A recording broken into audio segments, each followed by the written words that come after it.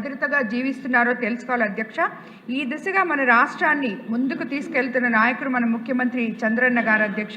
కేవలం 20 నెలల్లోనే మహిళా సంక్షేమంలో ఆంధ్రప్రదేశ్ దేశంలోనే నంబర్ 1గా నిలబడడం యాదృచ్ఛికం కాదు అధ్యక్ష. అది ఒక నాయకుడి హృదయంలో మహిళల పట్ల ఉన్న ప్రేమ, గౌరవం, బాధ్యతకు నిదర్శనం అధ్యక్ష. మహిళలకు అండగా నిలిచే పెద్దన్నగా చంద్రన్న నిలబడ్డారు అధ్యక్ష. దానికి నిదర్శనం మన అసెంబ్లీలోనే ఈ రోజు 21 మంది ఎమ్మెల్యేలు ఉన్నాం అధ్యక్ష. ఎప్పుడో 33% రిజర్వేషన్ వస్తుంది అని చెప్పే మనం వింటున్నాం, కానీ ఈ రోజే ఇప్పుడు 21 మంది ఎమ్మెల్యేలు మేము ఇక్కడ ఉండడం నిజంగా మహిళల మీద ఉన్న పారదర్శకత సీఎం గారికి అధ్యక్ష. అలాగే పేద కుటుంబాలు బలపడాలని P4 పథకం ద్వారా 10 లక్షల బంగారు కుటుంబాలకి 50,000 నుంచి 2 లక్షల వరకు ఆర్థిక సాయం అందించడం జరిగింది అధ్యక్ష.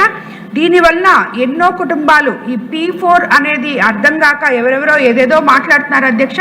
కానీ ఈ P4 అనేది మనం చేసిన తర్వాత మనకొచ్చే తృప్తి, అవతల వాళ్ళు సంతృప్తి చెందడం, అందులో ముఖ్యంగా మహిళలు ఈ P4 పథకం వల్ల ఎంతో లాభపడుతున్నారు అధ్యక్ష. అలాగే డ్వాక్రా మహిళలు అభివృద్ధి చెందాలని వారి రుణ పరిమితిని 2 లక్షల నుంచి 5 లక్షల వరకు పెంచారు అధ్యక్ష.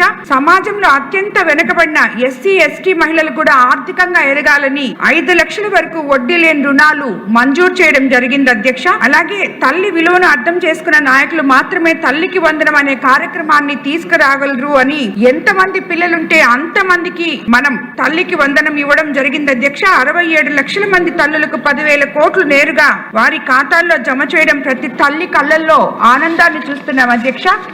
అలాగే మహిళల ప్రయాణం సులభతరం కావాలని ఉచిత బస్సు ప్రయాణం కల్పించడంతో ఇప్పటికే 43 కోట్ల మంది మహిళలు లబ్ధి పొందారు అధ్యక్ష.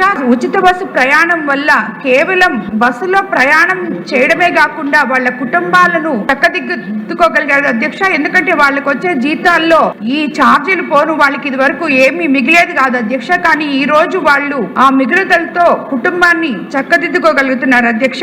అలాగే వంటంటి భారాన్ని తగ్గడంలో మహిళలపై నేరాలు 3.81% తగ్గాయి అధ్యక్ష.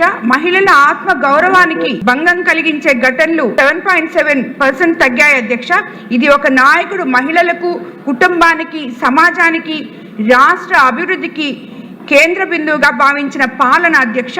అందుకే ఈ రోజు రాష్ట్రంలో ప్రతి మహిళ గుండెల్లో ఒక మాట వినిపిస్తుంది అధ్యక్ష, మా పెద్దన్న ఉన్నారు, మాకు చంద్రన్న ఉన్నారు అని. మనం అన్ని రకాలుగా ఈ బడ్జెట్ లో అన్ని విధానాలకి ఎలా సమకూర్చామో అలాగే మహిళల కోసం ఎంతో గొప్పగా ఉన్న ఈ బడ్జెట్ ని నేను స్వాగతిస్తున్నాను అధ్యక్ష. ధన్యవాదాలు అధ్యక్ష.